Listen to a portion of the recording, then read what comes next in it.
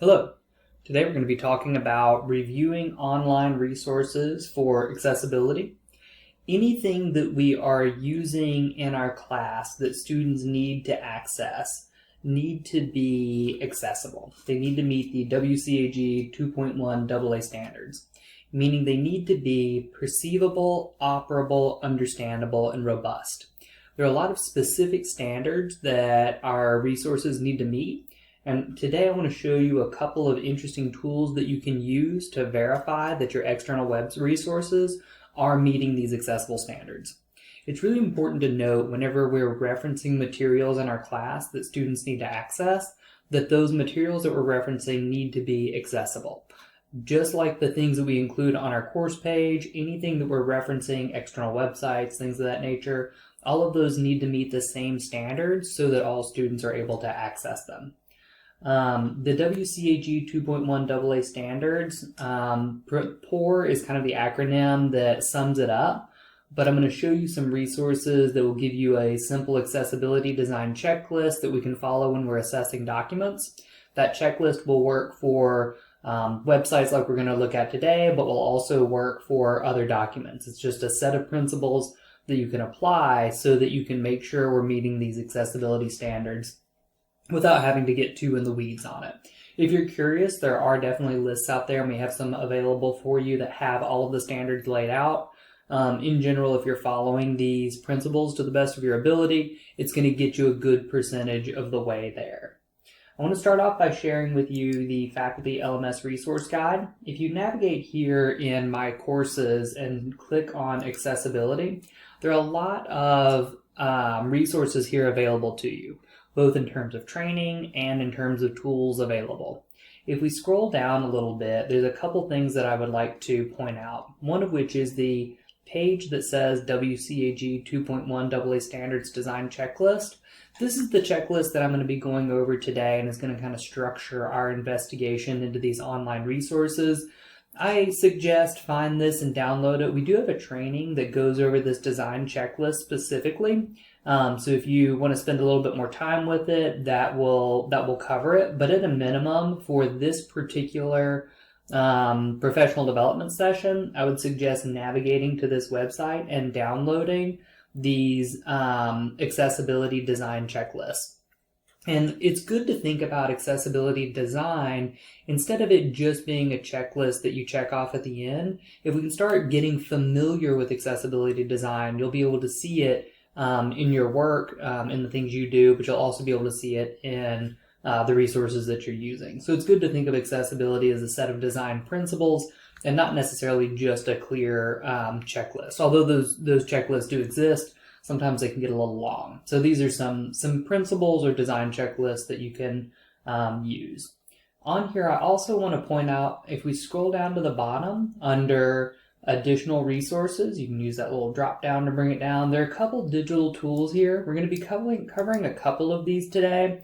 One of them is going to be the Andi Accessibility Testing Bookmarklet, and another one is going to be for WebAIM Contrast Checker.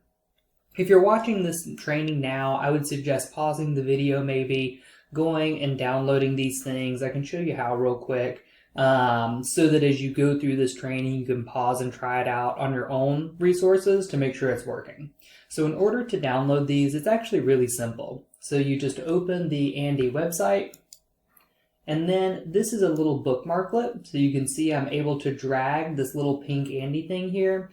You can drag it up to your bookmarks bar and drop it, and that's all you need to do in order to download Andi and make sure that it's going to work for you. I would also suggest doing the WebAIM Contrast Checker. It's a pretty handy little tool, and we'll be covering it in this training, and sometimes it works when Andi doesn't, so it's kind of a handy thing to have. This one, you'll actually scroll down to the bottom, and there'll be Contrast Checker Bookmarklet. If you select that, same thing, it's going to just drag this little link up to your bookmarks bar, and then it'll live up there. That's all that's needed to download the contrast checker, and then they just live up on your bookmarks bar so that they're easy to access later.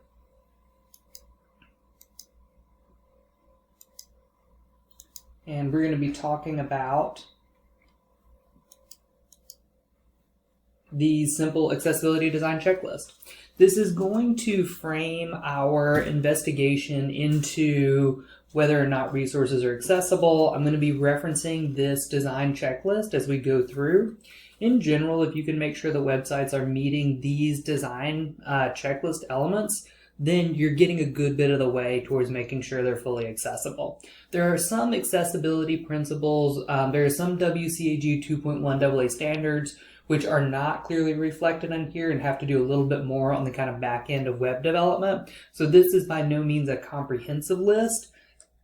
And if you're following these and you're becoming familiar with these accessibility design principles and you're looking for them, it's going to get you a good bit of the way there to ensuring the accessibility of your course information. And I'm going to be using a really handy website from washington.edu, and this will show a before and after of an inaccessible web page and an accessible web page. So that's going to be the demonstration that I show today in order to look at Andi and how to use it. So first we'll go to, here's my before, and here's the after. They look pretty similar, but once we get into Andi, we'll see some differences. So on here, we want to look at our accessibility design checklist. The first thing we want to look at is to make sure that we have clear text, to make sure the text is readable and able to be seen. And it actually looks like, for the most part on this website, there's sans serif text. It looks to be an appropriate size.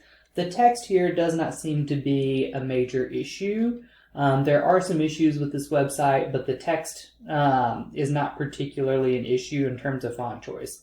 If you notice that one of the resources you use has a really weird text choice or it's kind of hard to read, there's some things we can do to remedy that, converting it to a PDF or a Word, trying to maybe copy the text over and changing the style and color of it. But in this particular instance, the text seems to be generally okay.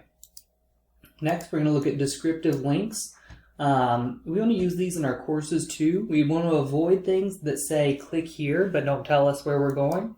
So you can see on our before example here, I'm going to go ahead and bring up Andi now. I'll just click it and it'll pop up and it'll live up at the top here. Over here under select module, there are a couple different modules to select from. For this particular element, I'm going to look at links and buttons. Looks like I've got 14 links and it's got link alerts over here. Has ambiguous link, same name description as another link, different reference. Link text is vague, doesn't identify its purpose. And if we scroll down, we can actually see those. There's a lot of click here, click here, click here, but it doesn't tell me where I'm going to go. So if I'm trying to navigate this website with a screen reader, I'm going to get a lot of click here's, but I'm not going to know exactly where that's going to take me because it doesn't have that information tied to it. If we look at the after, this was a solution for fixing that. This tells you the info page, consult the inaccessible version. So the links on this page in the after version are a lot more clear. The link actually tells me where I'm headed, gives me some extra information there. Proper headings. Just like with Word documents, it's important to install proper headings. You want to have proper headings for a variety of reasons, but you want to make sure that headings help you navigate the document because it gives you the important information, so you're able to move through it with a screen reader. If we navigate to Andi and we're on the before page, and we go down to structures, that's going to show us the headings. On the before page, this is the inaccessible version, you can see that there are actually 0 headings available on here. So there's some structure alerts, element visually conveys heading but not using semantic heading markup. Just like in Word where you need to tell Word which parts of the document are a heading, you have to do the same thing on websites. So if I go over to my accessible version of this and I do the same thing, I can go to bring up Andi and then I can go to structures. And here I have 8 headings, 4 lists, 8 landmarks, and it also gives me a reading order so I can go through and make sure that this is going to show up in an appropriate order for a screen reader. All those things are really important. And so here I can actually go and see which heading level I'm on. This is really important because it can allow me with a screen reader to move through this and be able to understand this information better. both for navigation and for understanding. We go down to number 4, accessible lists and tables. Lists are covered under headings in this particular case for Andi, but tables are an interesting one. So tables are a little bit complicated. Tables need to be defined as tables. So if you're in Word or Excel, you have to tell the program that the table is a table and specifically identifying header rows and important columns. This will then help a screen reader because it will re-articulate the header row. So often we will look through this and I can see last year and I can look at these numbers and I can kind of bounce back up to last year whenever I need to know where I'm at or what I'm looking at. If you're using a screen reader, you're often navigating with your tab key. It makes it really challenging if the heading is only mentioned once and then you get several rows down into a document and you can't remember what the particular heading is for how many cells over you are. So it's really important to identify tables as tables, but also give them headings. So if we go over to Andi and we select tables, you can see each of the cells is individually available and has information in it, but relationships aren't defined between them. Whereas if we go to the accessible version and I select table and I scroll down, you can see that the header row actually is tied to the information below it. That way, if I was using this with a screen reader, what it would actually do is it would reiterate this header row as I move through the document. So it would say 777 this year, 787 this year. It would reiterate that header row, which would really help you maintain consistent knowledge about what you're looking at. Next up, we've got image descriptions, also known as alt text. Alt text is important, especially for giving context to images on your website. And this is a good way to test for alt text to make sure you've got it. So if you go up to Andi, and this is, I'm going to go to our before image. So this is our before website, go up to Andi, and we're going to go to graphics and images. This says graphics alerts, alt text contains a file name. You don't want to use file name because file name isn't usually descriptive of the image. You want to make sure you're doing an actual description of the image. So if we scroll down here, this will actually tell you what the screen reader would read. So if you look at Andi output up here, horizontal line graphic. If I highlight this, it says horizontal line graphic. If I go to this this image, I've got image has no accessible name, alt, or title. So it means it has no alt text on it. If I go to the accessible version and do the same thing, I set it to graphics and images, then I get a alt text that says an old brick building reflected in the glass exterior of a modern building. So this is going to be what a screen reader would actually read out, and you can see it in the Andi output up at the top. That's what a screen reader would actually read out in this particular case. Good color use. So there's a couple of things that we can check here, and we're going to start with Andi, but I'm going to show you my color contrast checker as well as kind of a backup tool, because sometimes Andi will miss things. So I often will use these tools kind of back to back. So I'm back on my before here. I'm going to go to my modules, and I'm going to select color contrast. This is pretty handy because if you highlight an image, it will tell you here what the contrast ratio is and whether or not it passes or fails.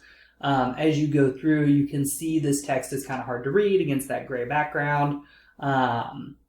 It does tell you up top what that is, but you'll notice if I wanted to check this Accessible University here, that Andi will not really highlight that. It'll highlight some things, and it catches a good bit of stuff, but every now and then there'll be something that Andi misses. So if I wanted to check this Accessible University right here, I would actually have to use my contrast checker tool to make sure that it was working. And so what you'll do, you actually have to exit Andi in order to bring it up properly, but you select contrast checker, and it pops up. And what I like to do is you have a foreground and a background color. So my foreground, I'm going to select here on the color. And then I'm going to select my little eyedropper tool. I'm going to navigate over and try to grab a color out of the foreground, and then I'm going to do the same with the background, eyedropper tool, and we can do maybe this kind of sort of bluish purple. And we'll see what it says. This does pass. It gives me a good ratio, both for normal and large text and non-text elements. So there's some places where Andy's going to miss picking up color contrast, especially on images.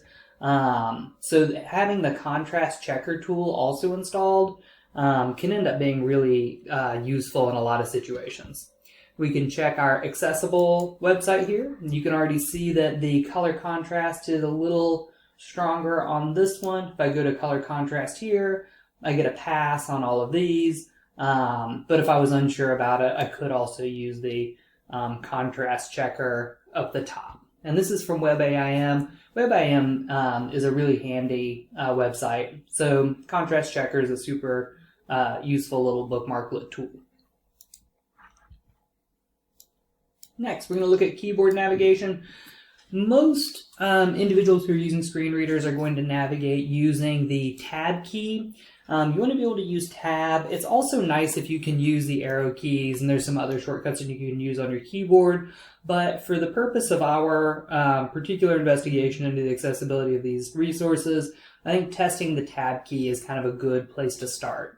So if we go back to our before document, I'm going to bring Andy back up here. And then I'm going to go to focusable elements and select tab order up at the top left.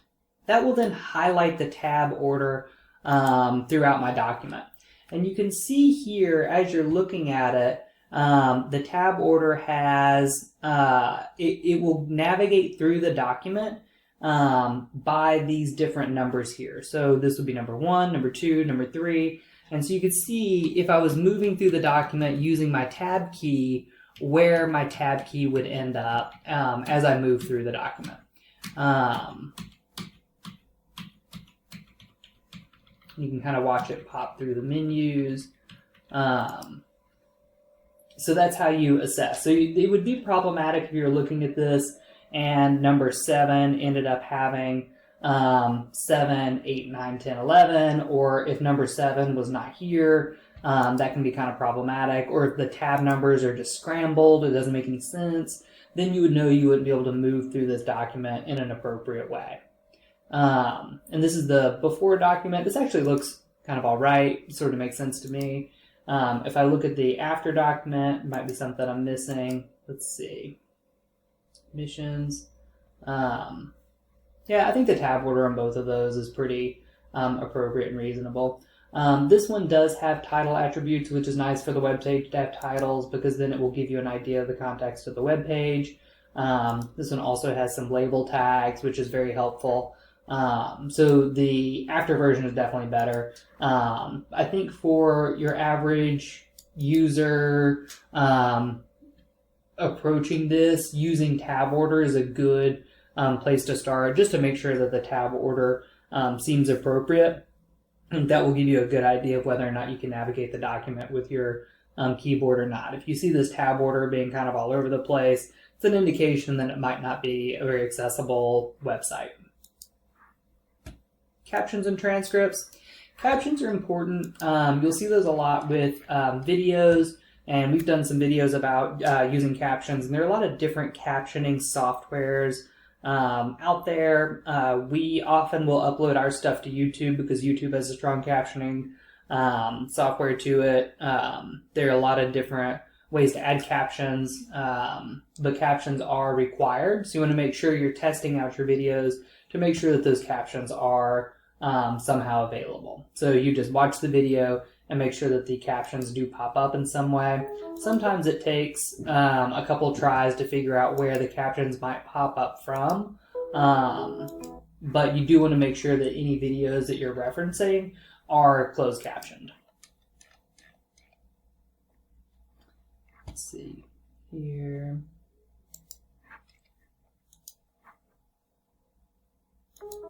And the closed captioning option is going to be right down here for this particular web player. So it's going to allow the captions. We prepare students for...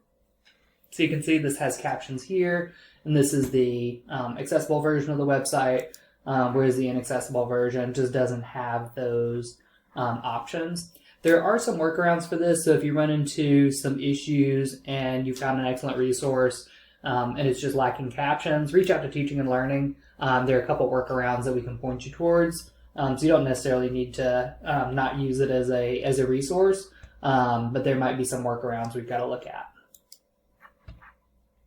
Accessible documents, we're not going to get into as much in this particular training. There are a lot of, I'll point you towards Yuja. If you're wondering about your PDFs, or if you're wondering if documents that you're using in your course are accessible, Yuja is a really great resource. You can upload things to Yuja and make sure that they are meeting our accessibility standards. But that's not necessarily as important to go over in relation to Andi. So with Andi, it's just a really helpful tool. You can spend some time looking at these different modules, and I would get familiar with the accessibility design checklist. If you can get your head wrapped around those sort of 10 principles, you'll be able to apply that to all of the resources that you use in your class. And it's really important because these external websites, often we think since it doesn't live in our class, that maybe doesn't need to meet the same standards, but anything we're referencing in our course, whether we're emailing it or if it's living in our course or if we're referencing an external website, we are responsible for making sure those things meet accessibility standards. So it's really good to have some tools to be able to check that out, and Andi is very helpful in that regard. I will leave you mentioning WebAIM. If you are a more advanced user and you have a little bit more context for understanding how websites work, WebAIM is another tool. It's powered by WebAIM, which is the same company that makes the contrast checker. If you're not super familiar with web design, I would probably stick with Andi. If you are familiar with web design, WebAIM can be a really helpful tool, and it will also get at some accessibility issues that I haven't necessarily pointed out. In this particular training, there's some more advanced accessibility issues that you can run into, and WebAIM will check those. So it's a very powerful tool. I would say it's probably more powerful than Andi because it does a lot more, but I think it's also more complicated to use. So I would suggest for your average user, if you're wanting to just make sure that some content you're referencing is meeting accessibility standards, I think Andi is a great place to start. If you're a more advanced user and you really want to get some more information and kind of background coding elements to it, then the Web Accessibility Evaluation Tool from WebAIM is a really great resource. So as always, really appreciate all the work that y'all are doing, bringing your course materials up to meet these accessible design standards. We can make sure that all of our students have access to this valuable information. And if you have any questions or need any assistance, feel free to reach out to Teaching and Learning. Thank you.